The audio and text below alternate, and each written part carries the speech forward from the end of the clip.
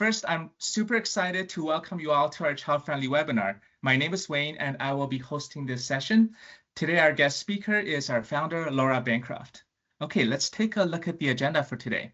First, I will introduce Laura, then I will pass it to her to present Child-Friendly, which will include the inspiration behind the company, an overview of our platform, the webinar topic, how to simplify the subsidy claim and reporting process, some of our favorite features, pricing, and where we're headed in the future.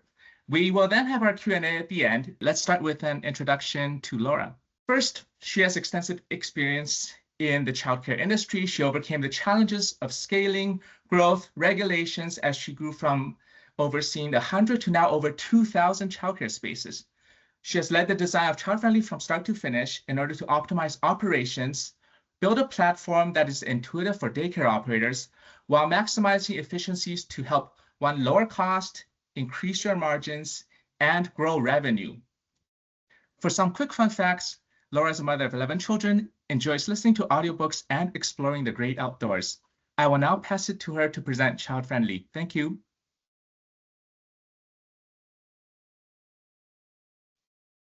Sorry, I was muted there. Thank you, Wayne. I appreciate that introduction. Yeah, and thank you everybody for coming to this webinar today. I really appreciate your time. I know you're very busy. There's probably, your staff are probably needing your attention and things like that. And I know how busy daycare can be, so I appreciate you taking some time out of your day for this. Just real quick, I wanted to go through a little bit of the inspiration why I started Child-Friendly.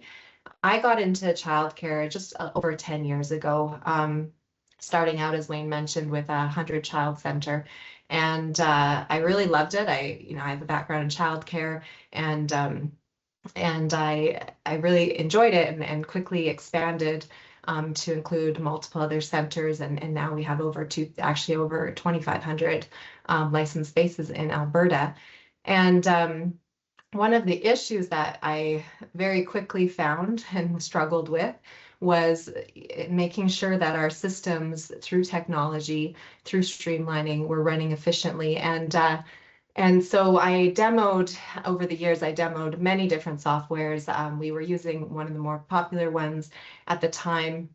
And I just quickly realized there just really wasn't anything that was really built for specifically for Alberta, but even just for streamlining things to the extent that I really wanted to and felt that we could. So I also have a technical background, and I decided that I'd kind of had enough. I'd had enough demoing. I had even kind of done a full launch of a couple of them to see, a pilot to see if they would work in our centers. And I decided to branch out on our own and develop our own software and make sure that it was built in a way that could work for our centers, and then, of course, that we could bring it to all of Alberta when the time was right. So we did that. I had a number of colleagues that I reached out to that were interested, that are incredible developers, and we partnered together and we developed Child-Friendly. So that's a little bit of the background. I really wanted to make something to get my admin staff to be doing less paperwork and less of that, and get my directors more in the rooms with our ECEs and training them and really focusing on the quality and why they got into the field in the first place, and less bureaucratic paperwork. And we could certainly see the direction the government was going with that, and that it was going to increase, and we really needed a solution. So a little bit on Child-Friendly, the platform itself, and I'm not going to spend too much time going through the overview of the platform, as I want to jump into our topic for today and really dive into the details and show you our software in action. But just so that you're aware, for those of you that are new to Child-Friendly, it is an all-in-one platform. So it does everything. I knew I needed everything. I couldn't, at the time when we developed Child-Friendly, we had our software I mentioned that we were using, but because it didn't do everything we needed, we had a different system for tracking payroll hours, a different system for collecting fees and pad payments, and we had all these different systems that we were kind of piecemealing together to make our operations work. And I wanted a system that would do everything and that we didn't have to piecemeal. And so Child-Friendly does do it all. It does have, of course, the finances, the automated billing, the automated invoicing, and payments. It has the registration online registration so that that's all digitized and parents can just register online. It comes into an onboarding queue, you know, the checklist to make sure that they're getting their cubby, that they're getting a tour, all the different things that we want to do when we have a new family start. All of that is digitized. Incident reports, medication, all of that is digitized. We no longer have to have our staff sit there, our admin staff sit there every day and log incident reports and just type them into a record or things like that. So that's all been digitized. Attendance, of course, we have many different reports. Payroll attendance, as well as child attendance, staff HR management, we have digital filing cabinets. So one of the bragging points I always say on ChildFriendly is that after we implemented at our centers, we were able, well, we didn't actually remove all our filing cabinets. We still have them, but they're full of art supplies now instead of files. So we essentially have no more paperwork in our systems. It's all been digitized and it's extremely efficient. Parent communication, of course, the app. The parents have an app. They can make payments through the app. They can view the daily journal entries, nap time entries, food entries, you know, activities, photos, things like that. That's all in here. And then one other thing I would just mention is the smart registration. I mentioned online registration, but we also have what we call a smart registration. So one of the pain points we were experiencing was we were relying very heavily on our front office staff at the time, who we all know are extremely busy in childcare. It's just a constant for them. And we were really relying heavily on them to fill spots in our childcare center that became vacant. And so, you know, when a parent would email or have a tour or whatever the case would be, we really relied on our front office staff to 100% follow up, get them this registration package. They have to fill out the registration package, scan it, send it back. All of that, a lot of manual potential error, human error in that process, and potentially not being full on day one, or even just not, the office staff didn't always necessarily realize that there was 3 spaces opening because of how the reports were and things like that. We've taken that pain point out completely now. We don't rely on our front office at all for that. It's all digitized. It's through a smart system where the system, when the parent goes online, they can actually register and see. It depends kind of what you put in your setup and how you want to run it, but they can see at any point in the future, you know, in a month from now or whatever, if there's space in whatever age group or program, and they can just register right there. It's the package, it's all digital signatures. You don't have to track them down for all of that.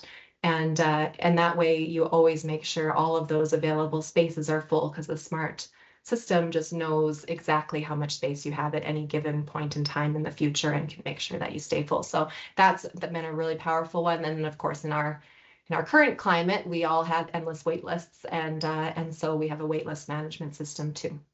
All right, so enough about the platform, but let's now talk specifically about how we can really streamline the government claims process for your center. So again, we are now in a time with this $10 a day daycare program where we are relying on the government to essentially pay, you know, 80 to 90% of the fees for our centers, in terms of on behalf of the families in our centers. And so we need to really make sure that we have a system in place that is extremely accountable, that we can ensure we're getting paid that we're getting paid accurately, and that if we're not, we're able to do adjustments with the government quickly and effectively to make sure that those audits, you know, we have that annual audit now, and we also have just regular kind of on the spot audits if they're checking in on things.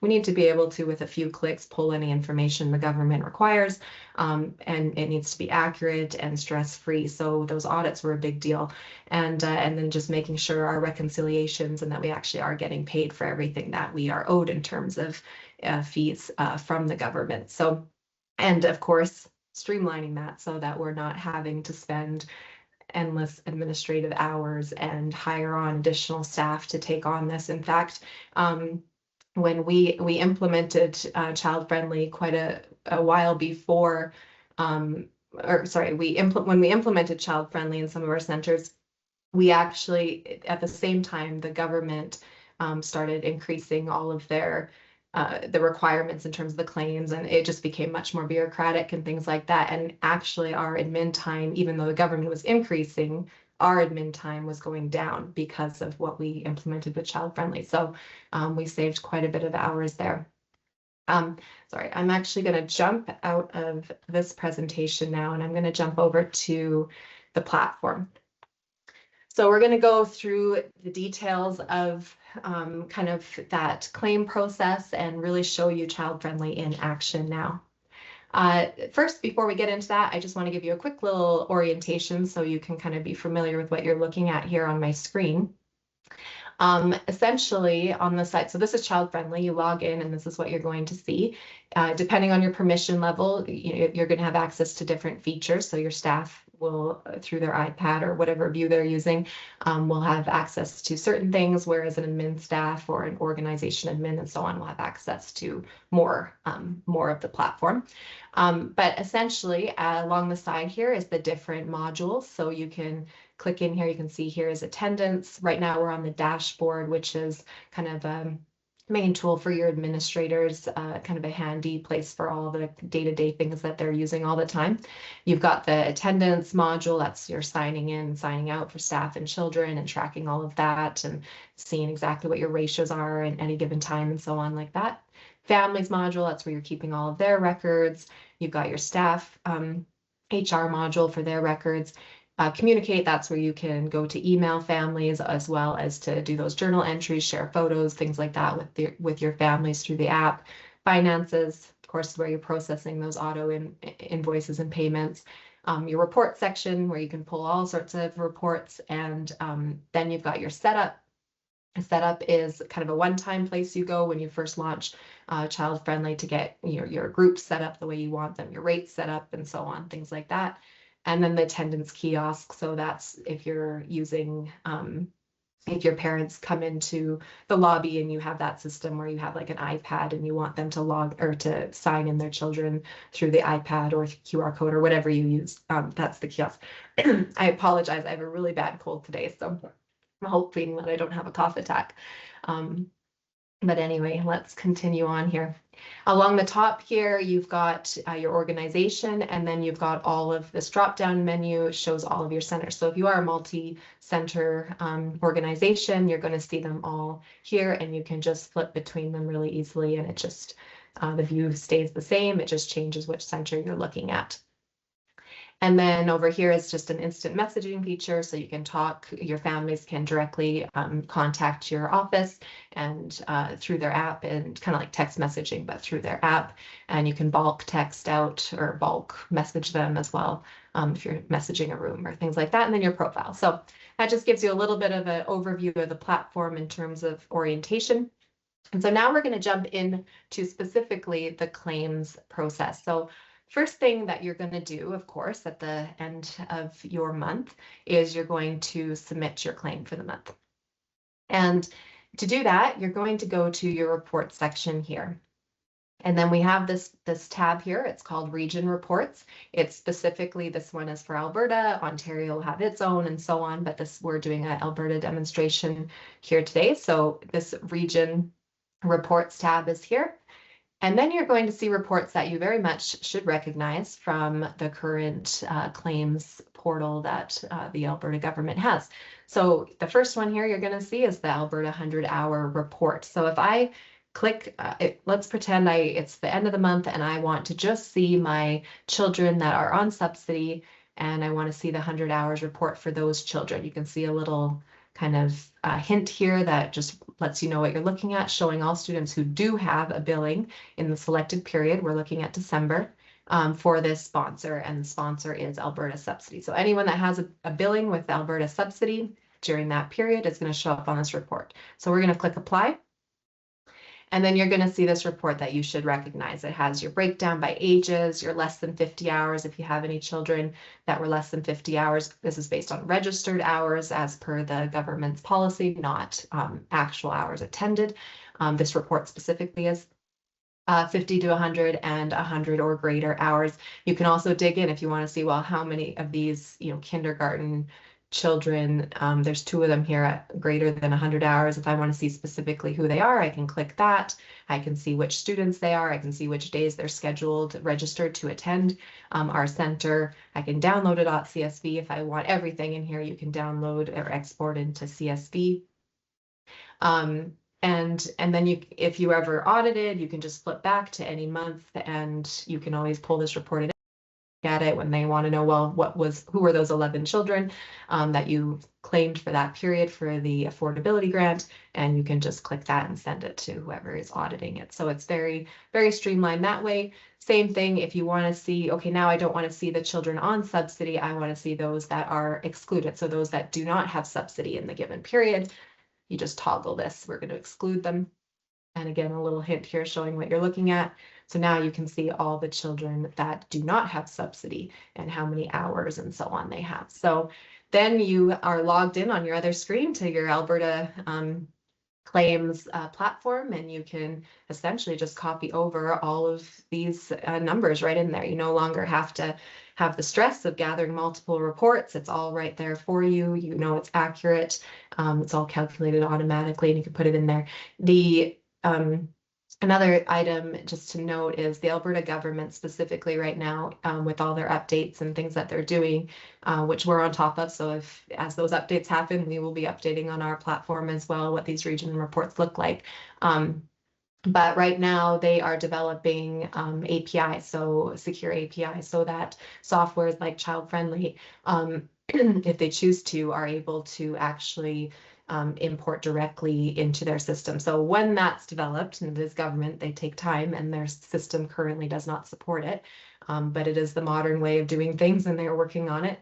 And when they have that API connection, then we will actually be able to take this even more streamlined, and you won't even have to copy this in. You will just be able to click a button, and it'll import directly in for you to do your claim. So that's the 100 hours report that you should recognize. This demo center that you're looking at right now, of course, is fake data, and I don't have a preschool one set up, so I apologize if there's any preschools on here. I don't have any. I've set this demo center up as a daycare. But the same type of report is available for the preschool as per the Alberta government and their requirements.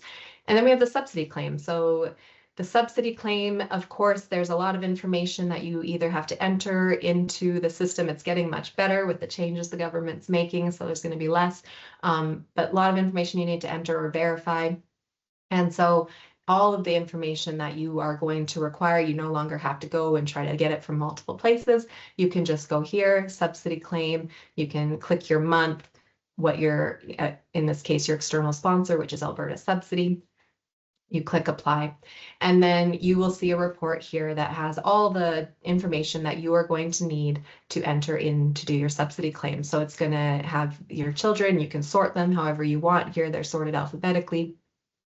Their date of birth, their age, the program that they're in, their registration type. So if they're regular / extended care, or if you did have overnight care, then they would show up here as overnight care.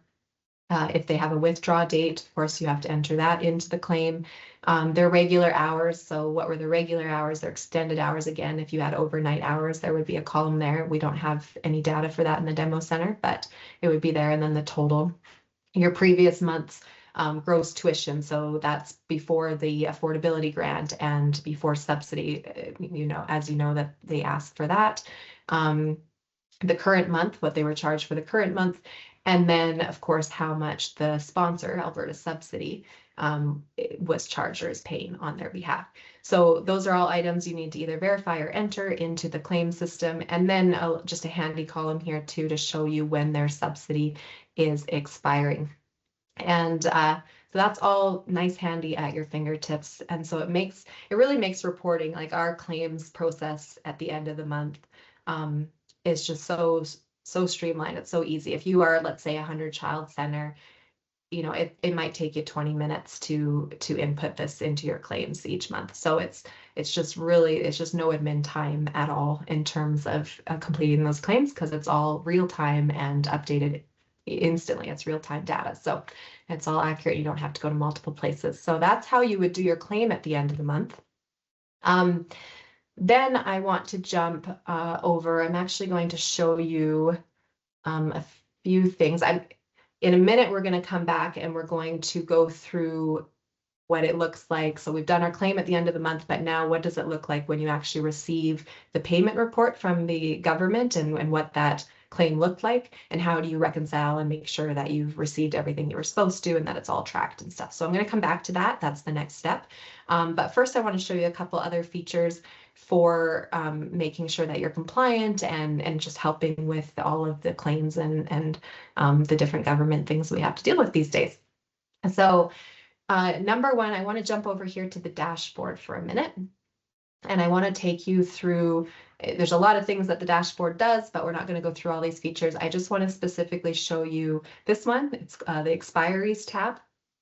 So this one, we track all kinds of expiries in childcare, as you are well aware. And because of that, ChildFriendly tracks those same expiries. So you've got criminal record checks, you've got reviews that you do with your employees, you've got first aid, things like that, medication, that's all digitized through our system. But one of the things, of course, that expires is subsidy. And so in here in ChildFriendly, you will have this, if you go into your expiries, let's say you have your office staff do this once a month, they come in and they check, okay, it's November, I'm going to check and see what subsidies are expiring next month so that I can get on parents, remind them, do whatever I need to do. And so there's all these little filters, all these little hourglass things are all filters. And so first thing you do is you can say, okay, I want to just look at students. So I'm going to filter by students. I want to filter over here the record type. So I just actually want to look at sponsors. I don't want to look at medication. These are all the different tracking things we track, but I just want to look at sponsors that are expiring. And let's say I want to look at my date range. It's, let's say, November, and I want to look at December. So I'm going to look at my December date range.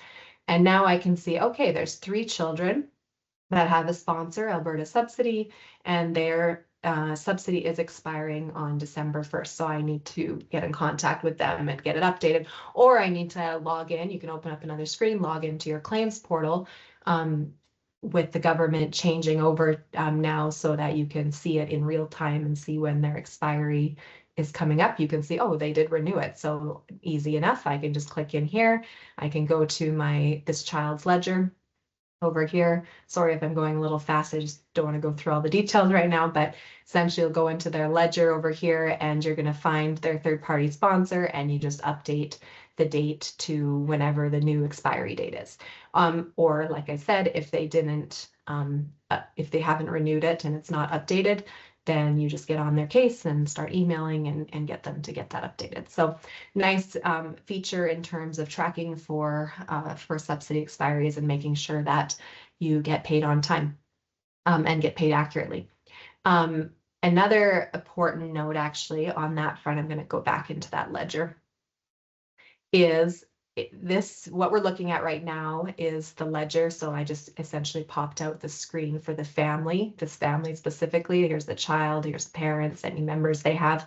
And in the ledger tab under the family it's how you set up their automatic invoicing. So how is it broken down? Does mom pay half and dad pay half, or does mom pay a few $100s and dad pays X number, and so on? But you also include third parties such as Alberta Subsidy. So in this case, in our example, Alberta Subsidy is paying $200 is how we've got it set up.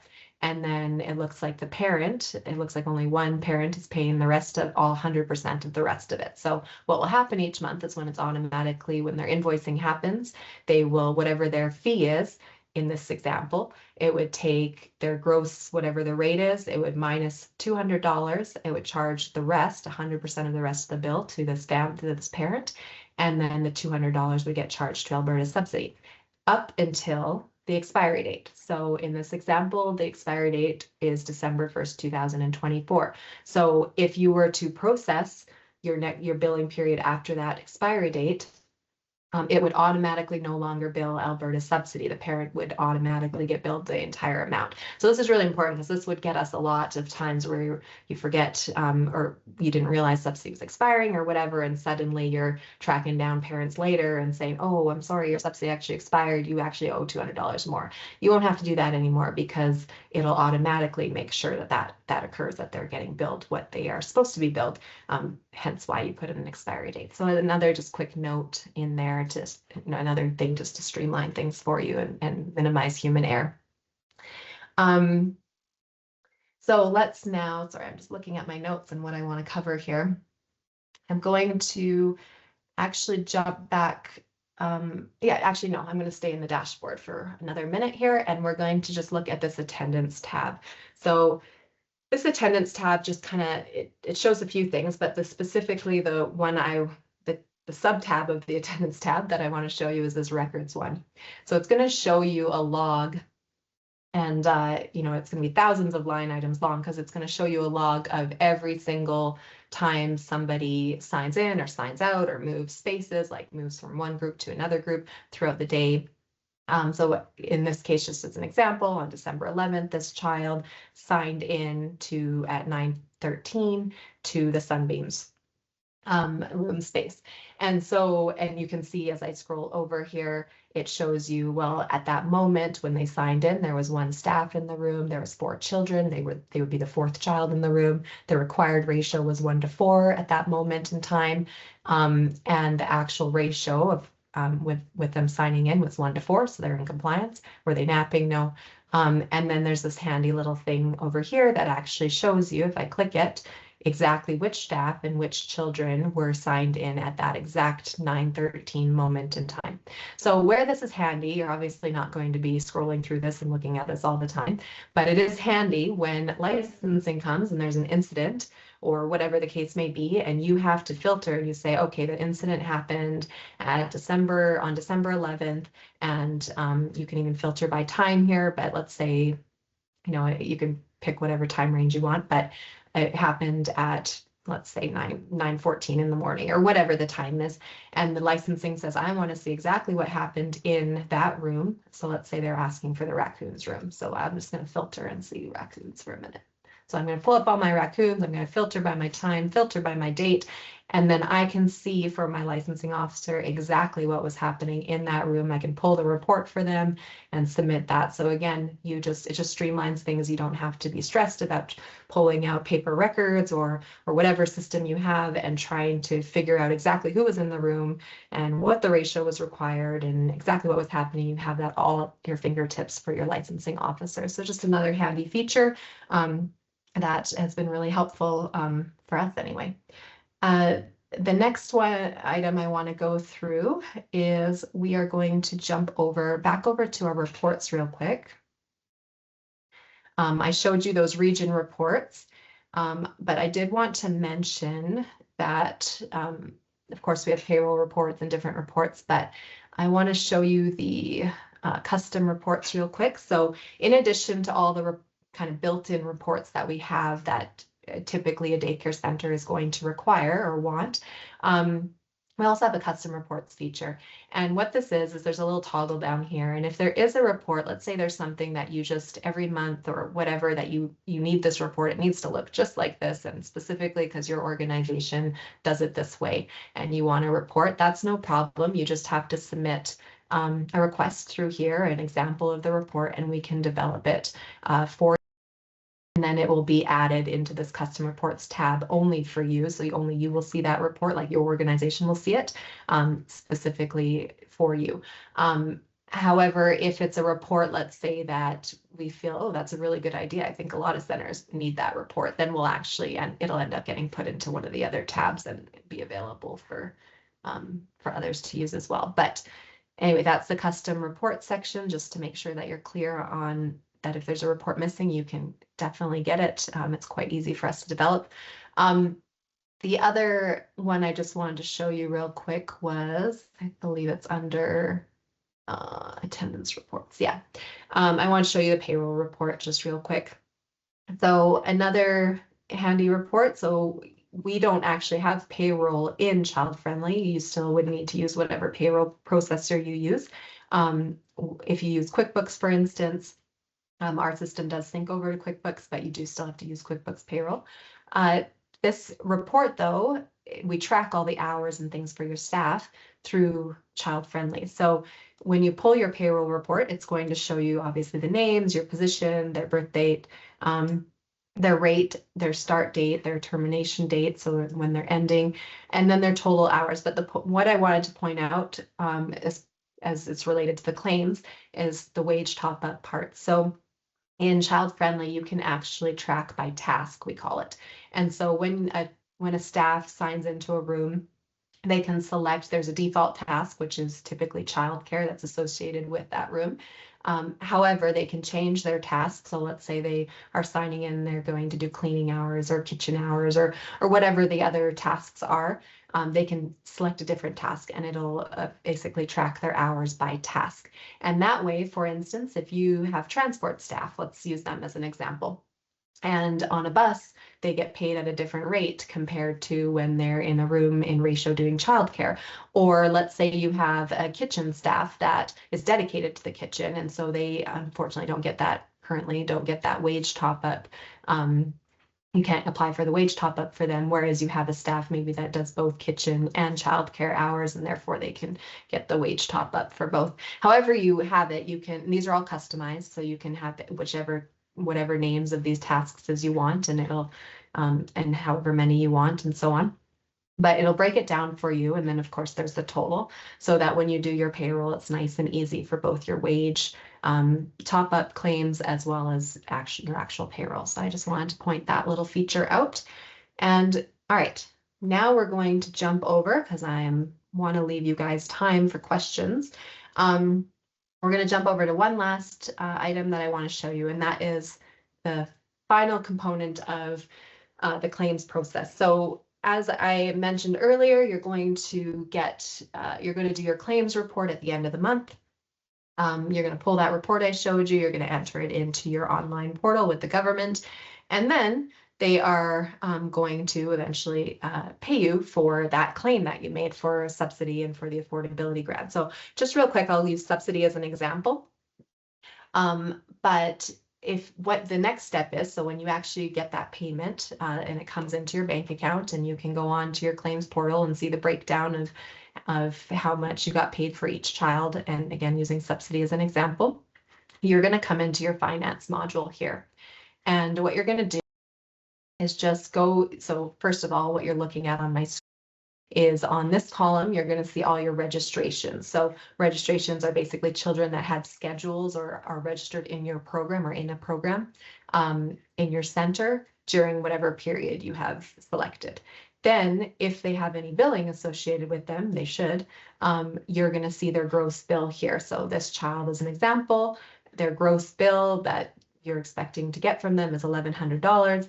And then in this column, you're going to see the breakdown and how it breaks down into the different people that are responsible for that bill. So you can see here, it looks like it's being split probably between the two parents. And then you can see a $200 amount is going to Alberta subsidy and $625 is going to the affordability grant in this example. So that's just what you're looking at. And then this final column here is payments and refunds or credits. So right now that's completely empty in this example. So when you get your subsidy claim, what you would do is you would come in here, and the first thing you would do is you'd go to the invoices and you're going to just filter. So again, these little hourglass icons or filters, you're going to click one of them or click the filter. And you're going to specifically say, I just want to see my Alberta subsidy. That's it. So I just want to see that. I want to see it for December. Let's pretend it's January and we've received our payment for December. And so now you can see that all the invoices for Alberta subsidy only have filtered here. And then you can see in total, there's $4,500. So that's what you had invoiced in total to the sponsor that you filtered for. Then all I do is I click on here. And there's a little triple button here. I can do bulk operations, and I'm going to do a bulk payment. So I'm going to say, okay, let's say it was January 3rd. I received my $4,500 from Alberta subsidy. I got it through direct debit. Now you're probably wondering, well, wait, what if Alberta subsidy rarely actually pays the amount I invoiced them? It's off, or they cut back hours because the child was short hours, so I only received 4,300 or whatever the case may be, or they overpaid for a child, or there was a missing child, or whatever the case. it's fine at this step where there's a reconciliation step. On our next step, I'll show you. So at this point, we're just going to put in the payment for the full amount, and then we're going to reconcile, which I will show you at the next one. So I'm going to click submit. And it just takes a minute here to process all of those payments. It automatically creates them for you in the payment column, showing that it was processed. Give it a second here.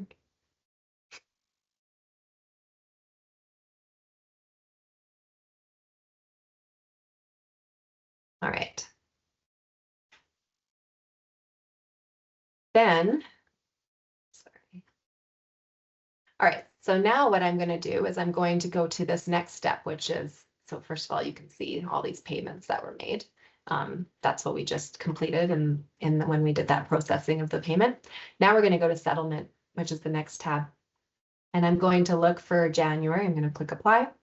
And you can see these are all those payments that we just processed. And you can see they're all $200 or some 150s and so on. So those are those 20, I think it was 23 payments. And if I click them all off, you can see the total was that 4,500. So this is now where I go through my list. So I pull up my Alberta claims in my Alberta claims portal, and I see that payment report that came in, and I see the list of children and how much we received for each of them. And I go through the list and I just check it off and I say, yeah, that's what I received. I received $200 for that child, and 200. And you can change, you can filter alphabetically, you can search if there's a specific child you're looking for, you can kind of search their name and so on. But anyway, you just go through one child at a time, and it doesn't take long. And then when you get to somebody that, oh, actually this child, Callie Brown, I didn't get $200 for them. I actually only got $150 for this child. So I'm going to actually, oops, not that much. I'm going to say I received $150 for this child. So you can see the processed amount, and here's the actual received. And I'm going to click reconcile. So if I click reconcile, the system is now going to ask me, it's like, what do you want me to do with the additional $50? Because somebody owes that $50. You don't want to get shorted $50 of your fees. So who do I give it to? Do I give it to Alberta Subsidy? As in, you're going to do they still owe that $50, and so you can go back to your other screen and filter for them, see any outstanding Alberta Subsidy invoices, and submit a subsidy adjustment for them. Or maybe it's actually the family that's going to owe it because they were short hours or whatever the reason. So in this case, I'm going to pretend it's the family. So they're going to owe that $50, not Alberta Subsidy. And then as soon as I update this, it's actually going to change the amount from $200 billed to Alberta Subsidy and the actual received to $150. It's going to create a new recovery invoice for the parent of $50 so that you can easily then go collect that $50 from that parent. And you just click update. And so now you can see it updated. The processed amount is 150, the actual amount is 150. So you go through, you do that for all of your families. Once you're happy with it, it all matches, the total deposit amount matches, and you make sure you put your correct date in, which was January 3rd. Then you are good to go and you press create. And then that's it. Your claim has been accounted for. You know exactly what you received. Once you'll see it disappears from the process screen and it goes into the deposited, meaning it's actually hit your bank account. So if I click apply, you can see it's sitting right here. For January, I can expand it and see all the different, what makes up that deposit. This deposit is how you're going to see it on your bank statement. So you're going to see, whatever the amount is on your bank statement that gets deposited to your bank account. And if you do use QuickBooks, this all syncs over. So it'll match perfectly when you go to reconcile your bank accounts. It syncs to QuickBooks. If you don't use QuickBooks, we do have a transaction report that has all of these transactions by invoice, payment, and so on. And you can essentially upload it into whatever accounting software you do use each month when you do your reconciliation process, or when your accountant does your reconciliation process. All right, so my voice is almost gone, but that is a little bit about our kind of claims process and some of the ways. It's not all the ways certainly, but some of the big ways that we really streamline things for you in terms of Alberta claims. So our next, before we move on to Q&A, I'm just going to quickly mention that, you know, I have a very long list of more features that I'm excited to add to Child-Friendly that our development team is working diligently on. And I just keep giving them a longer and longer wish list because, you know, it's great. It's like being a kid in a candy shop for me. It's great to be able to keep adding more features that I know would be so beneficial for childcare operators and that we'd be really excited for. But one of the biggest features that we are working on right now is our learning module. So this is coming in early 2025. I just wanted to mention, and I'm really excited about it. Essentially what it is, it's a new module. It's quite large, and what it is going to be is we're going to have the flight curriculum for Alberta already kind of pre-populated in there, but it's going to be customized. So you can add any curriculum you want. If you do Montessori or whatever your curriculum is that you follow, you can add it in, and then your staff can create digital lesson plans based on that curriculum, and you can store them in a lesson plan library, and then your staff can use old ones or create new ones or whatever you want to do for the lesson plans that you do. And then you can also create program plans. You can map out your whole week, the different, you know, what are you doing for sensory? What are you doing for your circle time? All the different things that you're doing for that whole week. Parents will see all of that in their app in a nice, pretty view, so they can see all the hard work you're doing. I think it's really important in childcare that we showcase how much we do, because we do so much, and so much goes unknown if it's not communicated effectively to our families. And it has a calendar, so you can have your classroom calendar, progress reports with milestones and things like that. So really excited to bring this to you guys come early 2025 when that will be available. Let's jump over, I guess, to Q&A. Wayne, if Awesome. you want to let me know that. Yeah, awesome. Thank you, Laura, for hopefully a very informative presentation for Alberta operators. Great. Let me take a look at the Q&A. And for other folks, if you would like to ask any questions, please, again, take a look at the top of your meeting screen. There is an icon that is called Q&A, and that's where you'll be able to type and submit any questions that you may have here. Okay, first one, does the platform support payroll calculations? No, so it's only going to support, it tracks the hours for payroll, and it gives you a nice report like the one I showed you. However, you are still going to need your own, you know, QuickBooks or whatever you use, QuickBooks Payroll or whatever you want for payroll. And then you just input the hours and so on. Great. This one I think you've pretty much covered. Does invoicing integrate with QuickBooks? It does. Yeah, there is a QuickBooks sync option. I'll just very quickly show you kind of where you find that. But in the finance screen here, this little sync tab over here, you can see this QuickBooks configuration. I don't have it connected right now because this is a demo center, but if you were to connect it, it would you essentially log into your QuickBooks account, and then there's a sync button, and you can come in and it'll sync all of your transactions up to your current date that you have in Child-Friendly over to QuickBooks. Great. Okay, for the next question, what do the reports look like when printing? So it depends on the report. They actually all are .csv for the most part. So for instance, I can just show you for the payroll report as an example. You would just download the report over here, .csv file, and it would just create a .csv of exactly this view that you're seeing here. It just creates it over here. Oh, I don't think you can see it. I don't think it's showing on my screen. Oh, there it is. There it is. Anyway, yeah, it's just a .csv file, sorry. Great. The next one, pricing. Does it depend on number of children? Pricing, good question. So we actually have, let me open up our website here and give you a little graphic. Pricing. So we have a light version of our Child-Friendly. It's this one here. It's free. And And so you can create an account today or whenever, and it's completely free. You have access to all the features.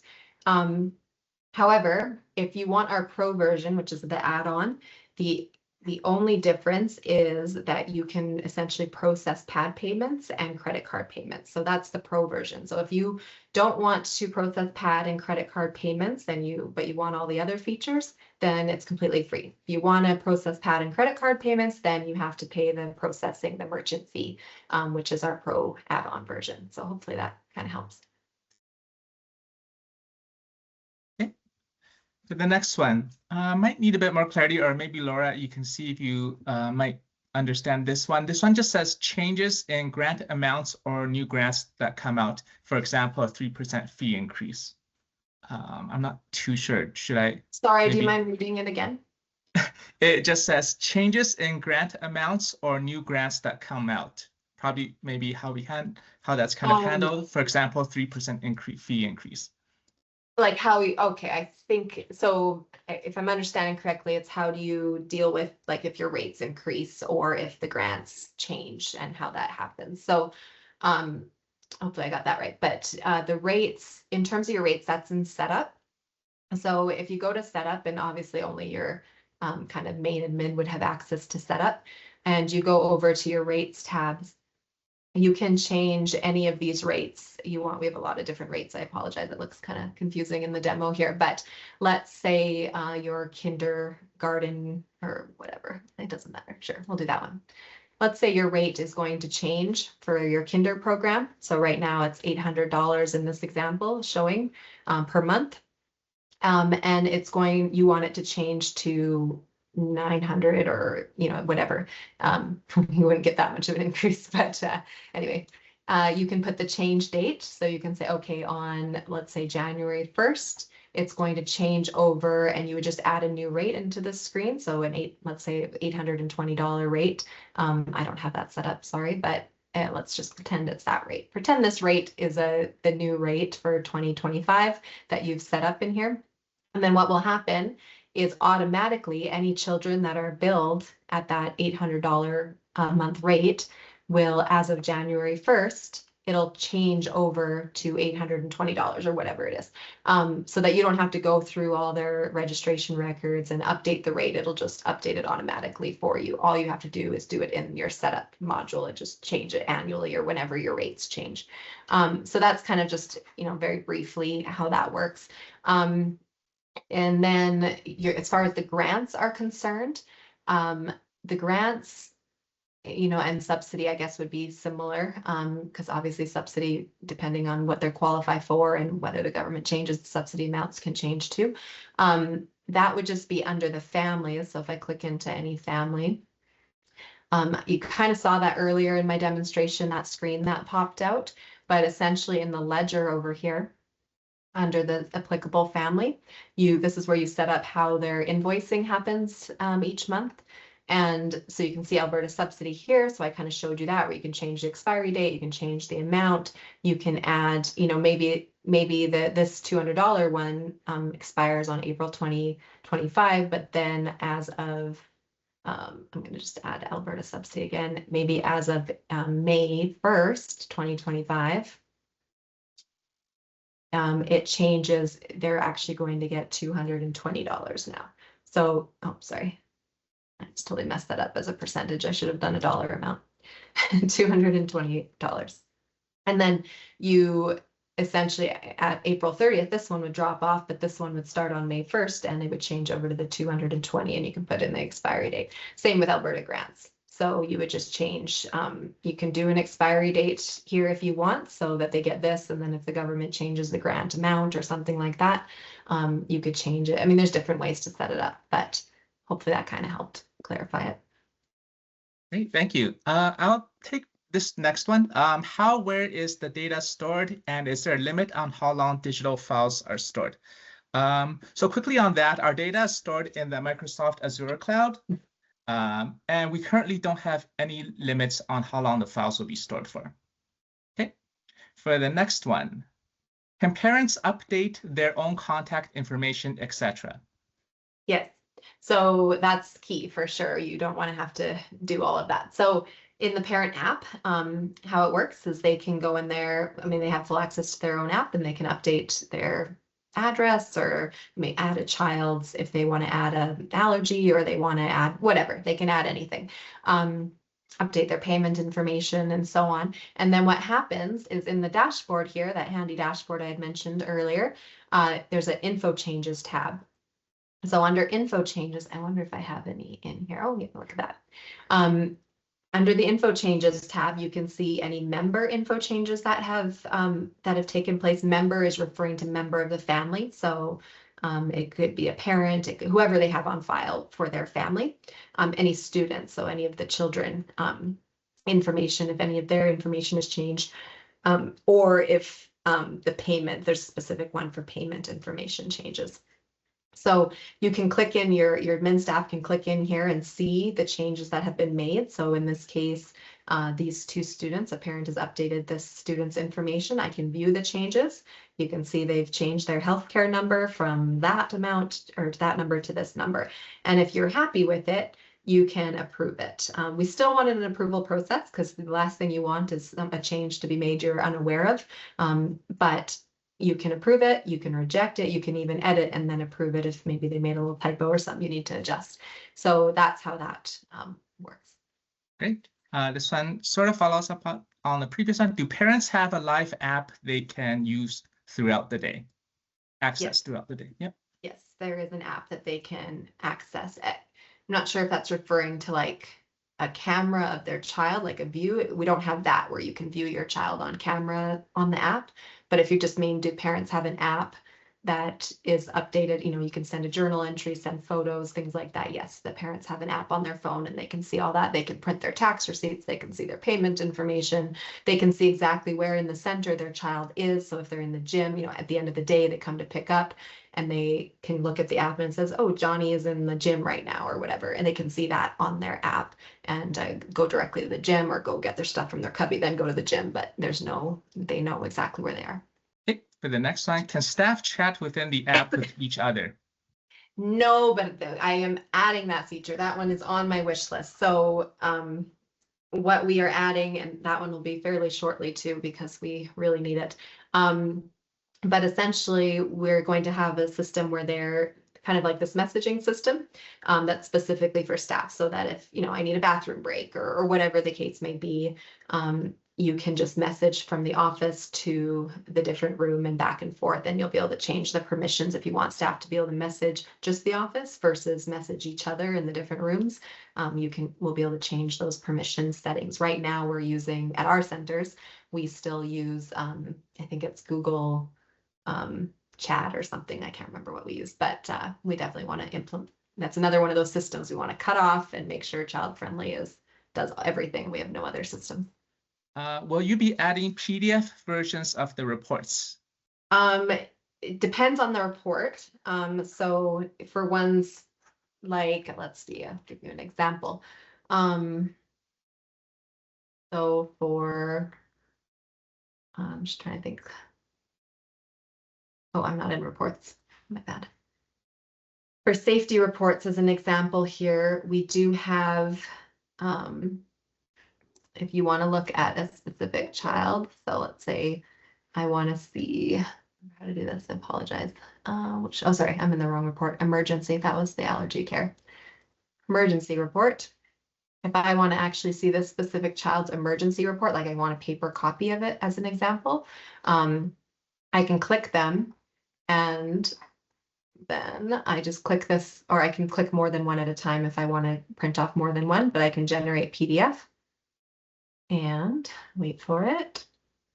It just downloads a nice PDF emergency form for that child. So it's the portable emergency form you probably are familiar with, just to make sure you have it in your kind of as a backup in your binder in the event you needed a paper backup. But so there are certain reports that do generate as PDFs. We weren't really planning on having any reports that are better in kind of an Excel form as a PDF form, but open to it for sure. We could definitely consider it. It wouldn't be a difficult thing to add. Okay, great. For the next one, can you explain the payment process in terms of how long it takes to have fees deposited in the account and what date they're withdrawn from the parent's account? Sure. Good question. So our payment processing system for PAD payments is called Rotessa. And so there, what happens is if you go into the finance screen and you click, process PAD for this family, or you can bulk do it for all of them at once. What will happen is I think it's not, Wayne, you're going to have to correct me if I'm wrong, but I think you have to do it by 9 a.m. if I recall correctly. I don't remember what time zone though offhand, I apologize. 9 a.m. some time zone. And then it'll essentially come out of their parents' bank account that same day. And then it goes, is it 5 business days, Wayne? 5 business days, yep. Yeah, 5 business days that it'll then be deposited into your bank account. So it just depends on how you do that for your own scheduling purposes, but it takes 5 business days from that point. The nice thing is you will have very few NSF like chargebacks, because the way Rotessa does it is they hold it and make sure it truly clears the account and all of that. It just makes the accounting a lot more streamlined on that front. But for the next one, I'm with a preschool, so we report operational hours. If children are signed in 5 minutes before drop-off or signed out after pickup, how would that affect reporting? Yeah, sorry, I'm not. It might just be referring for to live attendance reporting. Yeah. Yeah, so our attendance reports, how it works right now is it is like by the minute. So it's going to be exactly when they dropped off and exactly when they picked up. So that's what your report would show.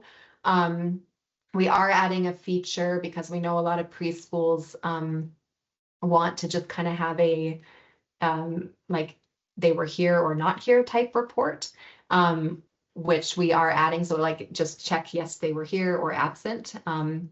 So we are adding that right now. It's in our development. They have it in their queue. But again, as I mentioned earlier, if there is a custom report that you specifically want, we are complete. You can do that here. You can make your request and then we can develop custom reports too. So if there is something specific for your center that you need it to look a specific way, and the data is all here, so we can easily put it into a customized report. Great. It is 1 p.m. So for the folks that do have to drop off, if we don't get to your question, as I wrote in the chat, we will send you a follow-up email with the answers to your questions that you've left in the Q&A channel. Okay. Maybe we'll do a couple more. Okay, so you would have to have a tablet for signing in and out. We only have 6 kids. Would it be beneficial to use this program instead of our paper copies?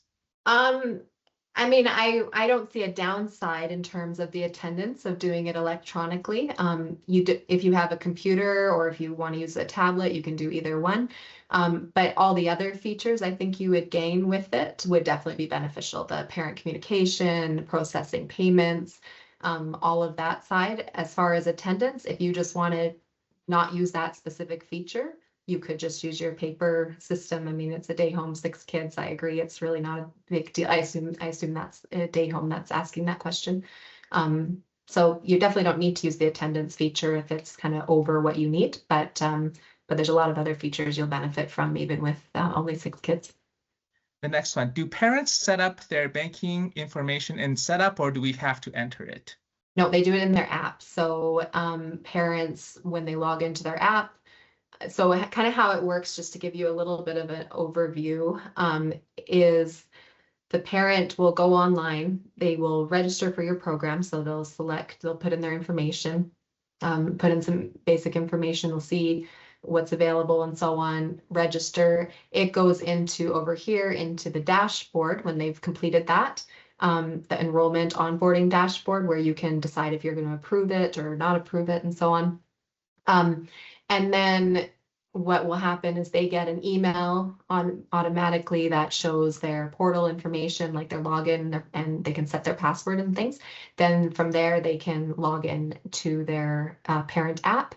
And in the parent app, they can finish their registration process. So it's going to ask them for more information. All that's like signing their forms. They're going to have to digitally sign all their documents that you require. Their policies, that's all customizable and set up. So whatever policies your center has, you can add whatever you want them to sign in there. You can make it required or optional. So they'll be forced, they can't use anything in the app until those forms are signed. It's going to ask for their payment information for their bank account.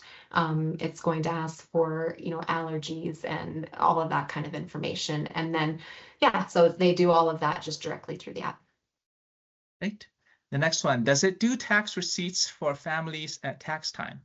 It does, yeah. So again, that's all in the app. You just remind parents that, hey, go to your app, go to this section, under, I think it's under finance or something in the app, and then tax receipt, and they can generate their own tax receipt. It has there's a spot in setup here where you can actually upload a digital signature, an actual PDF of your signature or whoever's authorized to sign tax receipts.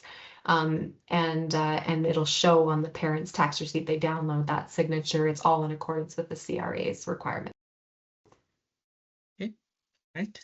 Does the app let parents chat directly with ECEs, or do messages go to administrators, or both? Right now, we have it set up to only go to admin.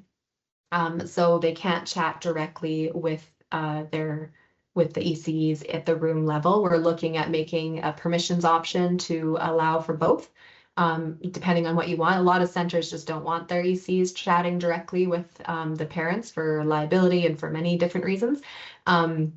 But some centers, particularly sometimes smaller centers, would like that feature. But at this point, it's only admin that gets to talk directly with the parents.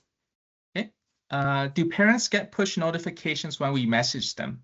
No, I don't believe they do right now. Wayne, is that correct? Yeah, not right now. But not right now, but that is in our queue.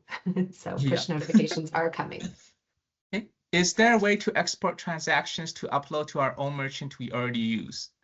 Yes. Yeah. So under reports over here, there is under finance reports, there's a transaction report here. You just pick your transaction type that you want and whatever date range that you're looking for. You click apply. It puts it into a CSV file for you to then upload into whatever accounting system software you use. Okay, for the next one, can you categorize the registrations into separate classes? Do the parents do this or the operators? Parents do not pick the class. We didn't feel that you want necessarily parents making those kind of decisions. So no, it is the operators that decide exactly what class. The system kind of defaults to, because it's a smart registration system, so it knows what's available and things like that. So when a parent registers in the dashboard here, it looks at their age, their birthday, and so on, and what they selected in terms of program. Are they looking for full-time, part-time, and that kind of thing? And then it'll decide by default, it'll give them, let's see, for instance, this child here, if I click on their registration, it's by kind of defaulting giving them the Ladybugs class or group, but you can override it. And it also gives recommended. So this child in this demo center actually doesn't qualify for any of the other groups based on their age. The other groups would be for older kids or younger kids. So it has recommended, but you could override it and put them in a room they don't qualify for technically, but it gives you the recommended. It defaults to one that's available where space is available. But then as an administrator, you can decide what you actually want to pick as far as the group is concerned. Okay. For the next one, how easy is it to transfer data from another app to ChildFriendly? Yeah, good question. So it depends on your other app because some aren't as easy as others in terms of what reports they have available. But if you can just get your data into out of your other system, so maybe you have a report that has all your kids' names and the family's emails and the information, allergies, all the information for your families. Then what you do in setup is under what's it under? Center, I believe. Yeah, under the center tab, import data. there are different templates. So there's a family, like the members template for the parents. There's a student template and a staff template. And so you can just pick those templates and just download the template here. And then you just have to get your data in that format. So it'll have the student template here. Let's just give you an example. I want to download the student template. Let's see what it looks like.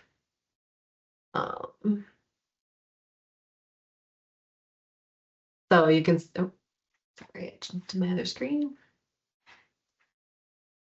Okay, so you can see, anything with a star is a required field. This is the student template. So you want to put all the first names of all your kids here, last names here, gender, and so on. So lots of different fields. They're not all required, but as many as you have information on, you put into this template, save it, and then you just upload it here. You click student, click import, choose file, find your file, and upload it here, and then the data is all imported. So you do that for the family members and the staff. We have in our help kind of center, we have a whole video or whatnot showing you how to do that exactly. Great. Since it's almost 1:10, maybe we'll just take 2 more questions. And for any that we don't get to during this session, for sure, we will be following up with an email with the answers to the questions that you have asked. Okay, so I'll just pick, does this program work on MacBooks? It does, yeah. It's compatible with both. Great. Just for the last one, do you provide a step-by-step setup guide for this platform? Yes, actually.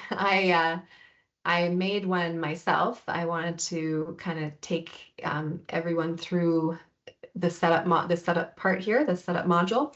It's long. It's a 2-hour setup guide or a setup video, but it's broken up into sections. So you just watch, step 1, and then you complete the steps, or like section 1, and you complete that, and then you do number 2, and so on. But it just makes it so that if you want, you can completely do the whole setup independently.